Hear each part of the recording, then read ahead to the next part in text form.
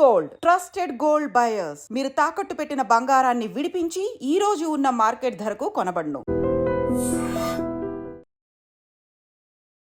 మరి మన పార్టీ రజతోత్సవ సభ కోసం సన్నాహక సమావేశాన్ని ఏర్పాటు చేసుకోవడం, ఇంత మంచి కార్యక్రమంలో నాకు పాల్పంచుకునేటటువంటి అవకాశం కల్పించినటువంటి జగిత్యాల జిల్లా పార్టీ నాయకులైనటువంటి గౌరవనీయులు పెద్దలు కల్వకుంట్ల విద్యాసాగర్ రావు గారికి మనస్ఫూర్తిగా ధన్యవాదాలు తెలియజేస్తా ఉన్నాను.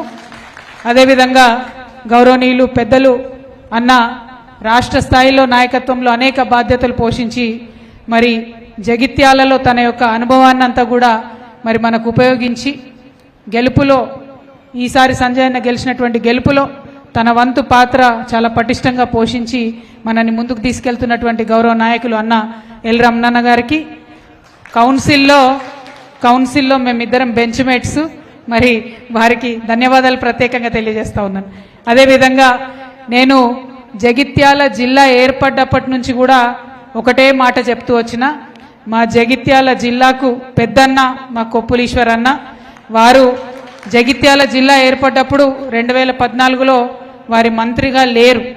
ఆనాడు జగిత్యాల జిల్లా ఏర్పాటు సమావేశంలో నేను ఒక మాట చెప్పిన, జగిత్యాల కొత్త జిల్లా ఏర్పడడానికి కేసీఆర్ గారు కారణమైతే ఆనాడు ఉమ్మడి కరీంనగర్ జిల్లాలో ఉన్నటువంటి మంత్రులైనటువంటి రామన్న, ఈటెల రాజేంద్ర అన్న ఉండే, అప్పుడు రామన్న రాజేంద్ర అన్న ఆధ్వర్యంలో జగిత్యాల డెవలప్ చేసుకుంటామని మనం ఆ రోజు చెప్పుకున్నాం. ఆ చెప్పుకున్నప్పుడే నేను అన్నా, ఈశ్వరన్న కూడా ఒకనాడు మంత్రి కావాలి అని అనుకున్నాము. అనుకున్నట్టుగానే వారు కూడా మంత్రివర్గంలో గౌరవ కేసీఆర్ గారు మరి అవకాశం ఇచ్చినందుకు వారు జగిత్యాలలో నిలబడి అనేకమైనటువంటి అభివృద్ధి కార్యక్రమాలను చేసి మనని ముందుకు తీసుకెళ్లారు. అట్లాంటి మా పెద్దన్న ఈశ్వరన్న మేము కోరినందుకు ప్రత్యేకంగా ఈ సమావేశానికి వచ్చినందుకు వారికి మనస్ఫూర్తిగా ధన్యవాదాలు తెలియజేస్తూనే ఉన్నాను. అదేవిధంగా మరి మా తమ్ముడు దావా సురేష్, ఇప్పుడు కాదు 2014లో నేను ఎంపీగా మొదటిసారి వచ్చిన సంజయ్ అన్న ఉన్నారు. ఆనాటి నుంచి ఈనాటి వరకు జగిత్యాలకు యువ రక్తాన్ని ఎక్కిస్తూనే ఉన్నాడు. అద్భుతంగా యూత్ నంతా కూడా మోటివేట్ చేసి మొబిలైజ్ చేసి అందరికీ తలలో నాలుకలాగా బాగా ఓపికతోని పనిచేసేటటువంటి మా తమ్ముడు బీఆర్ఎస్వి నాయకుడిగా మొదలై అంచెలంచెలుగా ఎదుగుతూ వస్తున్నాడు పార్టీలో. కేసీఆర్ గారు డైరెక్ట్గా సురేష్ ఎక్కడా అని అడుగుతారు అని అంటే మరి సురేష్ కష్టం బీఆర్ఎస్ పార్టీ అధిష్టానానికి చేరిందనేటటువంటి విషయాన్ని కూడా తెలియజేస్తూ తమ్ముడు సురేష్ గారికి, అట్లానే సోదరి దావా వసంత గారు తొలి జెడ్పీ చైర్పర్సన్గా కొత్త జిల్లాకు తొలి జెడ్పీ చైర్పర్సన్గా అయ్యేటటువంటి అవకాశాన్ని సాధించుకున్నటువంటి వ్యక్తి, మరి చక్కగా నాయకత్వ పటిమను చాటుతూ ముందుకు సాగుతున్నటువంటి సోదరి దావా వసంత గారికి ధన్యవాదాలు తెలియజేస్తున్నాను. మరి మా అన్న 2001 నుంచి పార్టీ అద్భుతంగా సాగుతున్నటువంటి సందర్భంలో ఉద్యమ నేపథ్యంలో ఉద్యమాన్ని బలోపేతం చేయడానికి కేసీఆర్ గారితో కలిసి నడిచినటువంటి పెద్దలు ఓరుగంటి రమణారావు అన్న గారికి ధన్యవాదాలు తెలియజేస్తా ఉన్నాను. అట్లానే చాలా సీనియర్ నాయకులు కేసీఆర్ గారితో పాటు తెలుగుదేశం పార్టీలో ఉండి పనిచేసి ఆ తర్వాత టీఆర్ఎస్ పార్టీలో చేరి వచ్చినటువంటి పెద్దలు రాజేశం గౌడన్న గారికి ధన్యవాదాలు. అట్లానే మా సోదరి ఎంపీపీ సంధ్యమ్మ గారికి, మానాల కిషన్ గారికి, సరిత కిషన్ గారికి, అట్లానే సందీప్ గారికి,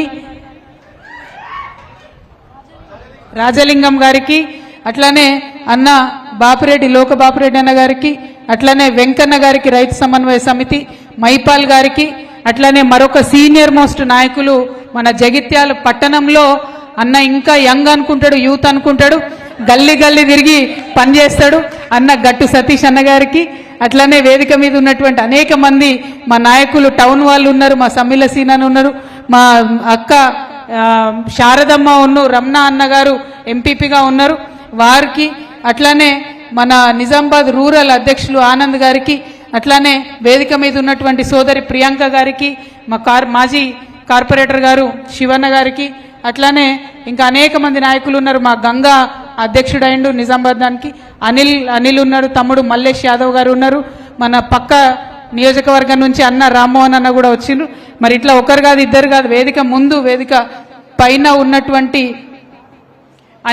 అనేకమైనటువంటి నాయకులందరూ ఉన్నారు. ఏఎంసీగా పనిచేసినటువంటి రాణి గారు, శీలం ప్రియాంక గారు, ప్రియాంక ప్రవీణ్ గారు, ఇంకా చాలా మంది నాయకులు ఉన్నారు. అందరికీ పేరు పేరున నమస్కారాలు తెలియజేస్తా ఉన్నాను. అందరికన్నా ఎక్కువ మరి కేసీఆర్ గారి మీద నమ్మకంతో ఇవాళ ఈ సన్నాహక సమావేశానికే వందలాదిగా విచ్చేసినటువంటి కార్యకర్తలకు, గ్రామస్థాయి నాయకులకు, గ్రామ శాఖ అధ్యక్షులకు, మండల పార్టీలో ఉన్నటువంటి ప్రతి ఒక్కరికి, మా ఆడబిడ్డలకు, మా ప్రెస్ మిత్రులకు ప్రత్యేకించి హృదయపూర్వకంగా నమస్కారాలు తెలియజేస్తా ఉన్నాను. నిజంగా కేసీఆర్ గారు ఏప్రిల్ 27న మీటింగ్ పెట్టిండ్రంటే ఆ మీటింగ్కి ఖచ్చితంగా ఆడబిడ్డల ఆశీర్వాదం ఉంటుందని చెప్పి 5,000 రూపాయలు మరి విరాళంగా ప్రకటించినటువంటి మా బీడీ అక్క చెల్లెలకు శిరస్సు వంచి నేను నమస్కారాలు తెలియజేస్తా ఉన్నాను. కేసీఆర్ గారు ఒక అన్నగా నిలబడి మీకు పెన్షన్ ఇస్తే ఇవాళ వారికి అండగా నిలబడి మీరు ఈ డబ్బులు ఇవ్వడం, మాకు దారి ఖర్చుల కోసమని విరాళం ఇవ్వడం, మీ పెద్ద మనసును చాటుకున్నందుకు మా బీడీ కార్మికులకు అందరికీ కూడా హృదయపూర్వకంగా నమస్కారాలు. అట్లనే మా రాయకల్ తమ్ముడు శ్రీధర్ రెడ్డి ఉన్నాడు, సారీ మర్చిపోయినా, ఇంకా ఎవరిని చూసినా అందరు కూడా ఆత్మీయులు, అందరు కూడా హార్డ్ వర్క్ చేసే వాళ్ళే ఉన్నారు. ఎవరి పేరు చెప్పకున్నా దయచేసి క్షమించాలని నేను కోరుతా ఉన్నాను. ఇవాళ మీ అందరికీ తెలుసు 27వ తారీఖు అంటే దేవేందర్ నాయక్ గారు ఫస్టే చెప్పిండ్రు, మాకు అలవాటైన ముచ్చట్నే 27 ఏప్రిల్ అనగానే అందరు బయలుదేరుతూనే ఉంటారు, కండువాలు సరి చేసుకుంటా మీటింగ్కి పోవాలని బయలుదేరుతూనే ఉంటారు. కానీ ఈ సంవత్సరం ప్రత్యేకం. 25 సంవత్సరాలు అయింది టీఆర్ఎస్ పార్టీ పెట్టి. 25 సంవత్సరాల పండగ, రజతోత్సవం పండగ అంటే ఓన్లీ మన పండగ గులాబీ పార్టీ కండువ కాదు. ఇది ఎవరి పండగ? ఇది తెలంగాణ ప్రజల పండుగ. ఎవరి కోసం పుట్టింది ఈ పార్టీ? తెలంగాణ ప్రజల ఆత్మగౌరవాన్ని చాటడానికి పుట్టినటువంటి పార్టీ. నిజంగా ఒక్కసారి ఆలోచించాలి, 2001లో కేసీఆర్ గారు ఈ పార్టీ పెట్టి ఉండకపోతే మనందరినీ కూడా తెలుగోళ్ళు అనేటోళ్ళు కానీ తెలంగాణ వాళ్ళని మాత్రం అనేవాళ్ళు కాదు. తెలంగాణ వాళ్ళు అనేటటువంటి ప్రత్యేక గుర్తింపుని తీసుకొచ్చి తెలంగాణ రాష్ట్రాన్ని అష్ట కష్టాలు పడి సాధించి భారతదేశం యొక్క చిత్రపటాన్ని మొత్తం మార్చినటువంటి గొప్ప నాయకుడు కేసీఆర్ గారు. మరి వారు పెట్టినటువంటి పార్టీ ఇవాళ 25 ఏళ్ళు అవుతుందంటే అది కేవలం బీఆర్ఎస్ పార్టీ చరిత్ర కాదు, తెలంగాణ ప్రజల చరిత్ర, తెలంగాణ ప్రజల పోరాట చరిత్ర. ఎందుకంటే అవమానపడ్డం. ఒక్కసారి యాద్ చేసుకోండి, అంతకుముందు ఆంధ్ర పాలనలో ఉన్నప్పుడు తెలంగాణ యాసలో మాట్లాడినామా మనం? తెలంగాణ యాసలో మాట్లాడాలంటే ఇప్పటికి కూడా చెప్తారు నాకు, ఐటీ ఆఫీసులలో పనిచేసేటోళ్ళు, హైదరాబాద్లో ఉండేటోళ్ళు, మా ఆడబిడ్డలు బయట షాపుకు పోయినా, దుకాణానికి పోయినా, హోటల్కి పోయినా ఏమండి అని మాట్లాడాలి, మర్యాదగా మాట్లాడాలి. అంతేగాని తెలంగాణ వాళ్ళు మాట్లాడుకున్నట్టు మన యాస మాట్లాడే పరిస్థితి లేకుండే. 2001లో కేసీఆర్ గారు మైకు వట్టి తెలంగాణ యాసలో మాట్లాడితే అప్పుడు వచ్చింది ధైర్యం అందరికీ. అప్పుడు గుండె నిండా ధైర్యం పెంచుకొని మన భాష, మన యాస, మన పండుగ, మన పాట అని చెప్పి పిడికిలెత్తి ఉద్యమించినాం. మీరు గమనించాలి, 2001 నుంచి ఇప్పటి వరకు ఎన్నో అవమానాలు, ఎన్నో అవాంతరాలు, ఎన్నో కష్టాలు. ఇదే కాంగ్రెస్ పార్టీ 2004లో మనతో జట్టు కట్టింది. అన్న రమణన్న గారు చెప్పిండ్రు, ఇక్కడ జీవన్ రెడ్డి గారు గెలిచిండ్రంటే అప్పటికే చచ్చిన పీనుగులాగా పడి ఉండే కాంగ్రెస్ పార్టీ, దేశవ్యాప్తంగా జీర్ణ స్థితికి పోయిండే కాంగ్రెస్ పార్టీ. కానీ ఆనాడు గులాం నబీ ఆజాద్ గారు కేసీఆర్ గారి ఇంటికి వచ్చి ఈ కండువాతో పొత్తు పెట్టుకుంటే రాష్ట్రంలో, దేశంలో అధికారంలోకి ఆనాడు వచ్చింది కాంగ్రెస్ పార్టీ. అప్పుడు ఏం మాట ఇచ్చిర్రు 2004లో? ఇగో 2004లో మనం అధికారంలోకి రాగానే కామన్ మినిమం ప్రోగ్రాంలో పెడుతున్నాం, వెంటనే రాష్ట్రం ఇస్తామని చెప్పిండ్రు. కానీ ఇయ్యలే. ఎప్పుడు ఇచ్చిరు? 2004లో ఇస్తామన్నది కొట్లాడంగా అరిగోసవడంగా కేసీఆర్ గారు నా శవయాత్రనో తెలంగాణ జైత్రయాత్రనో అని దీక్షకు పోతే దిగి వచ్చి అప్పుడు ఇచ్చిండ్రు తెలంగాణ. ఉట్టిగా ఇయ్యలే. ఆ 10 ఏళ్ళు మనందరం కూడా ఎన్నో అవమానాలు పడ్డాం గ్రామంలో. ఇంతకుముందు మా జలంధర్ చెప్పిండు, 2001లో కేసీఆర్ గారు ఆడ పార్టీ పెట్టంగానే జలదృశ్యంలో నేను ఇక్కడ జెండా పట్టినా అని. కానీ జెండా పట్టంగానే ఈజీగా ఏది రాలే. ఆయనకు రావాల్సిన ఇందిరమ్మ ఇల్లు 2005లోనే తీసేసిరని చెప్పిరు. అంటే కాంగ్రెస్ వాళ్లకు ఈ బెదిరింపులు కొత్త కాదు, మోసం కొత్త కాదు. ఆనాడు 2004లో మనని మోసం చేసిరు, మళ్ళా ఇవాళ 2024లో కూడా తెలంగాణ ప్రజలను మోసం చేసిరు. ఒక్క మాట ఒక్కటి కూడా వాళ్ళు ఇస్తామన్నది ఇచ్చినటువంటి పాపాన ఓలే. ఏమిచ్చిరయా అంటే ఫ్రీ బస్ ఇచ్చిన మహిళలకు అంటారు. ఫ్రీ బస్ ఇచ్చిరు, సంతోషం. ఫ్రీ బస్ ఇస్తే బస్సులు పెంచుతారా తగ్గిస్తారా? ఎవరన్నా బస్సులు పెంచాలి కదా, సౌలత్ మంచిగా చేయాలి కదా. మహిళలు ఆత్మగౌరవంతో తిరిగేటట్టు చేయాలి కదా.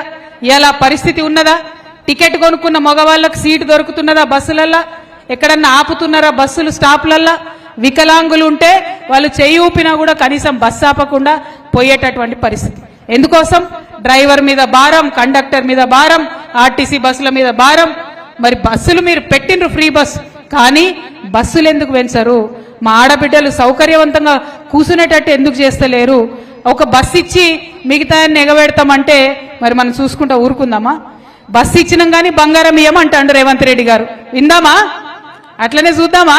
వద్దా బంగారం మనకు? ఎన్ని మాటలు అన్నారు ఆనాడు మనల్ని. ఇగో కేసీఆర్ ఉట్టి చెక్కిస్తున్నాడు మీకు 1,00,000 రూపాయలు, మేము వస్తే బంగారం తులం బంగారం ఇస్తామని చెప్పిరు. తులం లేదు, మాసం లేదు, ఒక బస్సు ఇచ్చిరు, బంగారం తుసు చేసిరు. అవునా కదా?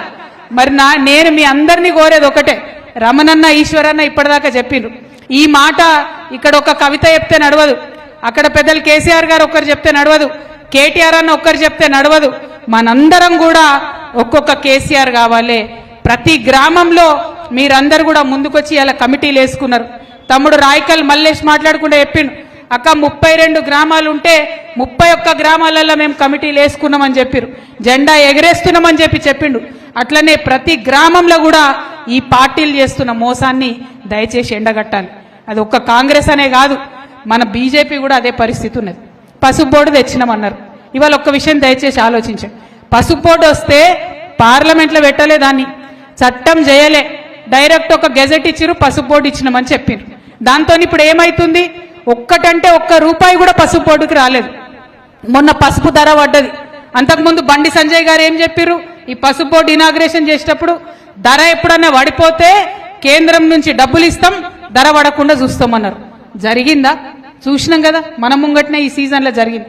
కానీ ఎన్నడూ కూడా అంటే ప్రతి ఒక్కటి అబద్ధమే.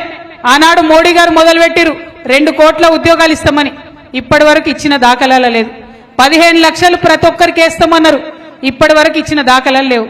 ఏమైంది ఎంపీ గారు? మరి పసుపు బోర్డుకు చట్టబద్ధత లేదు, ఇస్తామన్న ఉద్యోగాలు దిక్కులేవు, వస్తాయన్న 15 లక్షలు ఎవరికి రాలేదు అని అడిగితే ఏమంటాడు అరవింద్ గారు? ప్రెస్ మీట్ పెట్టాలా, పిచ్చి మాటలు మాట్లాడాలి. అంతకు మించి ఎప్పుడు కూడా ఒక పనికొచ్చే మాట కానీ ఎప్పుడు కూడా ప్రజల కోసం మాట్లాడినటువంటి దాఖలా పోలే. ఒక్కసారి దయచేసి మా కార్యకర్తలు ఆలోచించాలి. ఆలోచించడం కాదు, ఈ విషయం గ్రామాన దయచేసి చర్చ పెట్టాలి. మన తెలంగాణలో ఇవాళ 8 మంది బీజేపీ ఎంపీలు ఉన్నారు, 8 మంది కాంగ్రెస్ ఎంపీలు ఉన్నారు. మొన్న బడ్జెట్ పెట్టిన కేంద్ర ప్రభుత్వంలో ₹8 కూడా ఇవ్వలే తెలంగాణకు. 8 అంటే ₹8 కూడా ఇవ్వలే. 8 + 8 పెద్ద గుండు 0 ఇచ్చారు. అంతకు మించి ఏమి ఇవ్వలే. ఒక్క అరవింద్ మాట్లాడాడు, ఒక్క బండి సంజయ్ గారు మాట్లాడాడు, ఒక్క కాంగ్రెస్ ఎంపీ కూడా మాట్లాడాడు. మరి ఇవాళ తెలంగాణ ప్రజలు ఒక్కసారి దయచేసి ముఖ్యంగా జగిత్యాల బిడ్డలు ఆలోచన చేయాలి. ఎందుకోసం వేసినట్టు వాళ్ళ ఓట్లు? మన సమస్య అక్కడ మాట్లాడరు, మన సమస్య గురించి పట్టించుకోరు. ఎవరి కోసం వేస్తున్నట్టు ఓట్లు? మనం నిజంగా ఈ గులాబీ కండువ కప్పుకున్న వాళ్ళం తెలంగాణను రక్షించుకోవాలి, తెలంగాణను కాపాడుకోవాలి. తెలంగాణ ప్రజలు బాగుంటేనే మనం బాగుంటాం. తెచ్చుకున్నదే ప్రజల కోసం. ఆ ప్రజలు మరి పార్టీలు చెప్పేటటువంటి మాయమాటలు నమ్మకుండా మనం గట్టిగా ప్రతి ఒక్కరి దగ్గరికి పోవాలి. ఈ విషయాలన్నీ కూడా దయచేసి చెప్పాలి. ఇవాళ మనం పార్టీ బాధ్యత తీసుకున్నామంటే ఏం జరుగుతుంది? ప్రతి ఒక్కరికి కూడా ముఖ్యంగా యూత్కి వాళ్ళ ఉద్యోగాల కోసం కృషి చేస్తుంది. వాళ్ళని దగ్గర తీసుకోవాల్సినటువంటి అవసరం ఉన్నది.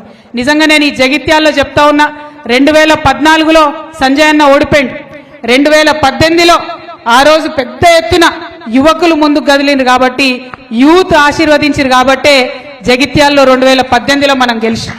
మళ్ళీ 2023లో వాళ్ళు కొద్దిగా ఇబ్బంది పడ్డారు, మాకు ఇబ్బంది అవుతుంది అన్నారు. అప్పుడు సురేష్ నాయకత్వంలో ప్రతి మండలంలో శ్రీధర్ రెడ్డి ఇట్లా ప్రతి ఒక్కరం ప్రతి మండలంలో తిరిగి మరి బీఆర్ఎస్ ఏం చేసిందో చెప్పినాం, ఎక్స్ప్లెయిన్ చేసినాం, ఎన్ని ఉద్యోగాలు ఇచ్చినామో చెప్పినాం, అన్ని చెప్పి వారిని దగ్గర తీసుకున్నాం. 2023 గెలుపులో మా మహిళలు కూడా చాలా పెద్ద పాత్ర పోషించారు. వారికి నిజంగా మనస్ఫూర్తిగా ధన్యవాదాలు తెలియజేస్తున్నా. మా మైనారిటీ సోదరులు ఖచ్చితంగా ఆశీర్వాదం మీకే ఉంటామని చెప్పి వారు సంజయనకు ఆశీర్వాదం ఇచ్చారు. మీ అందరు చేయడంతో ఇవాళ గెలిచినాం. సో నా రిక్వెస్ట్ మీ అందరితో ఒకటే, ప్రతి గ్రామ కమిటీలో ఖచ్చితంగా మైనారిటీ సోదరులకు జాగా ఉండాలి, మైనారిటీ క్రిస్టియన్లకు ప్లేస్ ఉండాలి, అదేవిధంగా ఎస్సీలకు, ఎస్టీలకు, బీసీలకు, అందరికీ సమ ప్రాధాన్యత ఉండాలి.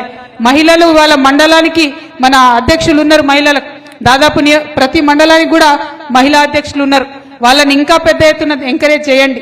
ఎందుకంటే మా అన్నలందరికీ చెప్తా ఉన్నా, లోకల్ బాడీస్లో 50% రిజర్వేషన్ వచ్చింది. రేపు అసెంబ్లీలో కూడా మాకు 33% వస్తుంది. కాబట్టి మా మహిళల్ని ముందుకు తీసుకెళ్లి ఎంకరేజ్ చేయవలసిందిగా గ్రామ నాయకులందరినీ కూడా, కమిటీ నాయకులందరినీ కూడా నేను మనస్ఫూర్తిగా వేడుకుంటా ఉన్నా. మహిళలు ముందుకొస్తేనే గ్రామంలో ప్రజలందరూ కూడా ముందుకొస్తారు. ఒక్క ఇంట్లో ఒక మహిళ కన్విన్స్ అయిందంటే ఇల్లు మొత్తం కన్విన్స్ అయినట్టే, అందులో ఎటువంటి అనుమానం కూడా ఉండదు. కాబట్టి వారిని ఎంకరేజ్ చేయవలసిందిగా మిమ్మల్ని కోరుతా ఉన్నా. ఇంకొక మాట, మా అన్నలందరూ అన్నారు పోయినోళ్ళు పోయినరు, పోయేటోళ్ళు మళ్ళా వస్తారంటే ఎట్లా అని. నేనేమంటున్నా అంటే, ఒక నది ఉన్నదనుకో, అది ముంగటికే వారుతుంది, ముంగటికే వారాలే కూడా. అదే ప్రకృతి ధర్మం. పోయినోడిని ఇడిచేసేయాలి అక్కడనే. మళ్ళీ వెనక్కు రావడం, వెనక్కి పోవడం, తెచ్చుకోవడం అవసరమే లేదు. ఎందుకంటే పాత నీరు పోతేనే కొత్త నీరు వస్తుంది. ఇవాళ చాలా మంది మహిళలు, యువకులు, అదేవిధంగా వ్యాపారవేత్తలు ప్రతి ఒక్కరూ బీఆర్ఎస్ పార్టీలో జాయిన్ అవ్వడానికి రెడీగా ఉన్నారు. పోండి, దయచేసి ఇంటింటికి తిరగండి, తిరిగి మన గురించి చెప్పండి, మన పార్టీ చేసినటువంటి పనులు చెప్పండి. కొత్త వాళ్ళని తీసుకోండి. పోయిన వాళ్ళు, పాత వాళ్ళు, మోసం చేసిన వాళ్ళు ఇంకా కూడా మోసపోతే మనకు తప్పైతుంది. ఒక్కసారి మోసం చేస్తే, ఒక్కసారి మోసపోతే ఎవరన్నా మంచిగా ఉంటుంది, రెండోసారి మోసపోతే మనకు చేత కాదు అనుకుంటారు. ఇవాళ మనం పార్టీ నుండి చేయి బట్టి నడిపించి గెలిపిస్తే సంజయ్ అన్న 2 సార్లు ఎమ్మెల్యే అయ్యారు. కేసీఆర్ గారు ఈ జిల్లా మీద శ్రద్ధ పెట్టి జగిత్యాల జిల్లా ఇచ్చిరు, 4500 డబుల్ బెడ్రూమ్లు ఇచ్చిరు. హైదరాబాద్ తర్వాత అతిపెద్ద డబుల్ బెడ్రూమ్లు ఇచ్చింది జగిత్యాలనే. అదేవిధంగా మెడికల్ కాలేజ్ ఇచ్చిరు. అదేవిధంగా డిఎంఎఫ్టి నిధులు వందలాది కోట్ల రూపాయలు ఇచ్చింది. గ్రామాలలో రోడ్లు 1 కాదు 2 కాదు. డాక్టర్ సంజయ్ గారు వచ్చి నన్ను ఏది అడిగితే అది నేను కేటీఆర్ అన్నకో కేసీఆర్ గారికో చెప్తే కాదనకుండా ఇచ్చిరు. కాబట్టి ఇవాళ జగిత్యాల్లో గెలిచినాం మనం. ఆ విషయాన్ని దయచేసి అందరూ కూడా గమనించాలి. సంజయ్ అన్న మర్చిపోవచ్చు, కానీ జగిత్యాల ప్రజలు మాత్రం మర్చిపోరు.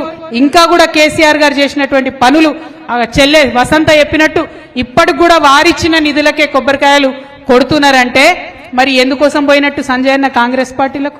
1 రూపాయి దేకపోతివి, పెన్షన్ పెంచకపోతివి, ఒక కొత్త హాస్పిటల్ దేకపోతివి, ఎందుకోసం పోయినట్టు? ఉన్న బతుకమ్మ చీరలు ఊడగొట్టడానికి పోయినట్టు, ఉన్న రంజాన్ తోఫా ఊడగొట్టడానికి పోయినట్టు, ఉన్న క్రిస్మస్ తోఫా ఊడగొట్టడానికి పోయినట్టు. అంతేగాని కొత్తగా తెచ్చింది లేదు. అన్న నాయకత్వంలో, మనం ఈశ్వరన్న నాయకత్వంలో రోళ్లవాగు ప్రాజెక్టు కట్టుకున్నాం, కంప్లీట్గా రైతులకు లాభం చేద్దామని. మనం మొత్తం ప్రాజెక్టు కట్టినాం, వాళ్ళకి కనీసం దర్వాజా కూడా కట్టస్తలేదు. 18 నెలలు అయింది. ఒక్క గేటు పెడితే ఇవాళ ప్రాజెక్టు మొత్తం నడిచే పరిస్థితి ఉంది. కనీసం ఒక గేటు పెట్టలేనటువంటి అసమర్థమైనటువంటి ప్రభుత్వం ఇవాళ రాష్ట్రంలో నడుస్తుంది. ఇక ఆ గొప్ప ప్రభుత్వానికి మన ఎమ్మెల్యే గారు అటుపోయిండు. మరి ఆయన ఎందుకు పోయిండో ఏం సంగతో నాకైతే తెలియదు. పైసల కోసం పోయిండని అందరు అంటారు.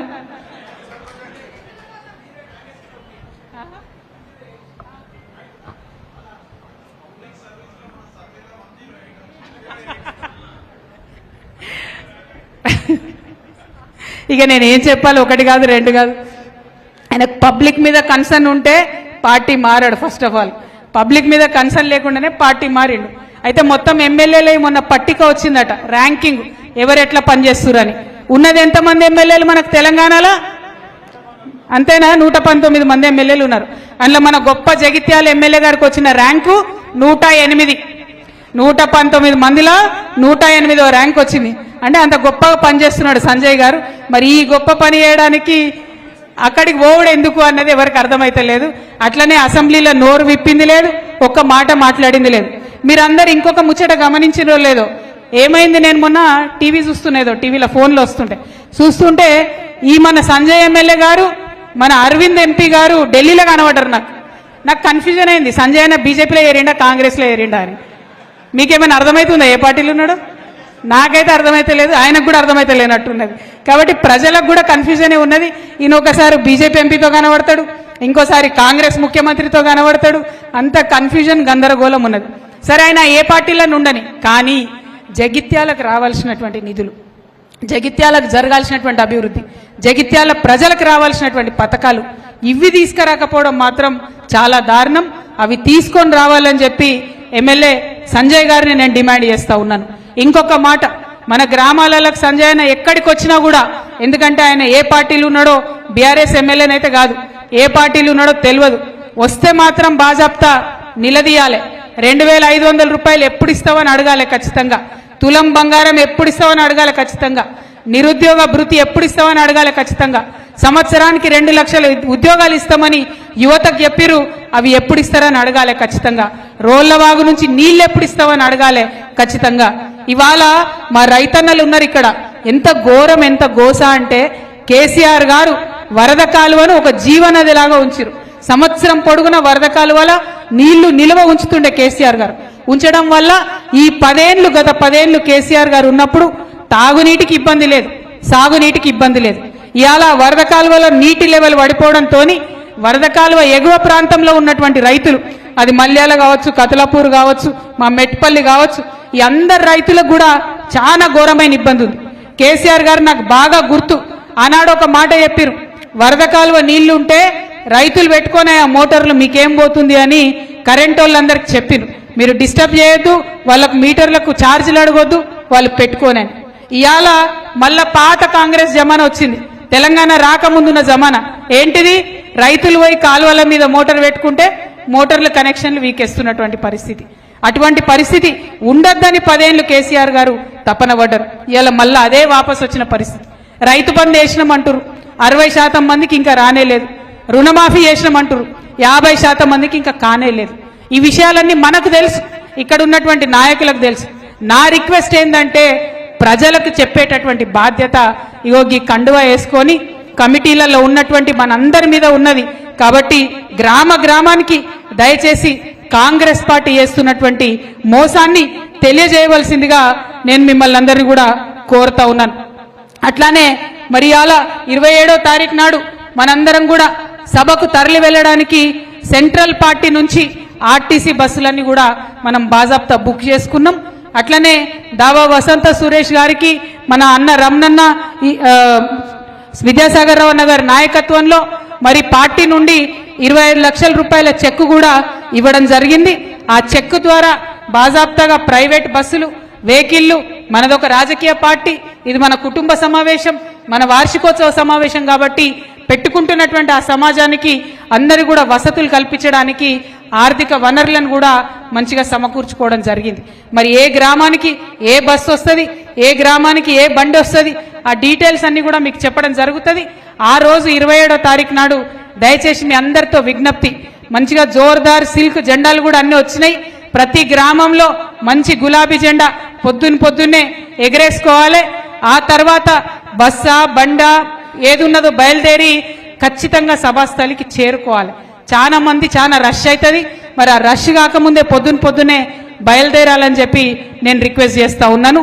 ఎందుకోసం అంటే ఇక్కడి నుంచి అక్కడికి పోవడం, అక్కడ కేసీఆర్ గారు చెప్పేటటువంటి మాట మనందరం వింటే మళ్ళా మనకు కొత్త పవర్ వస్తుంది, కొత్త ఉత్సాహం వస్తుంది.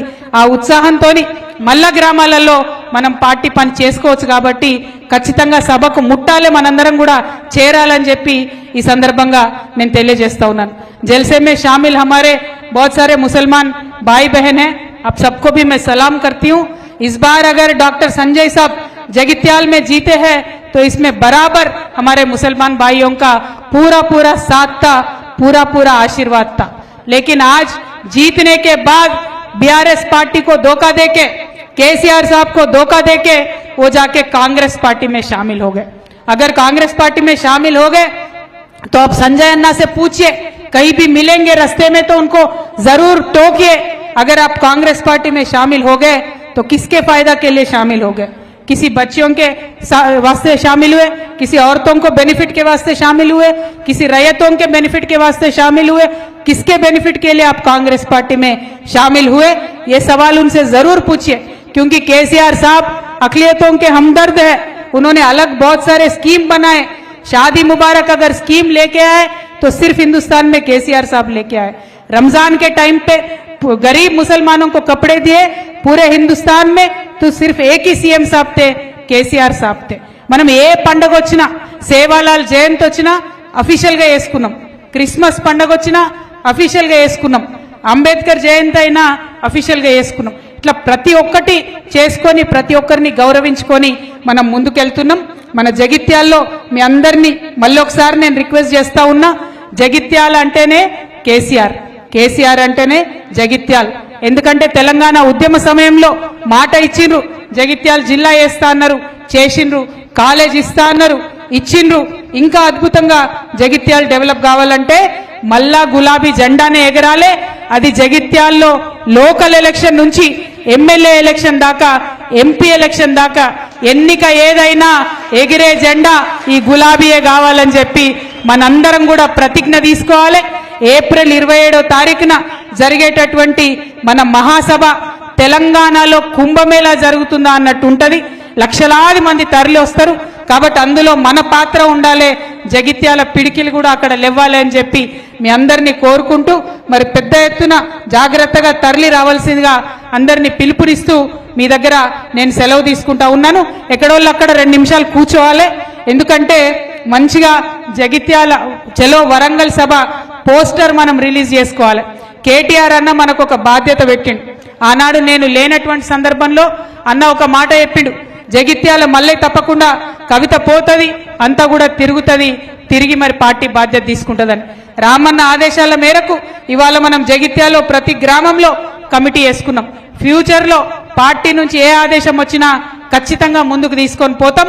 మరి పెద్దలు వారి డైరెక్షన్లో ముందుకు నడిచి పార్టీని బలోపేతం చేస్తామని కూడా మరొకసారి తెలియజేస్తూ, దయచేసి ఒక 2 నిమిషాలు కూర్చొని ఉండాలి. పార్టీ పోస్టర్ ఆవిష్కరణ అయిన తర్వాత సభ ముగిసినట్టుగా భావించాలి. Thank you. జై తెలంగాణ.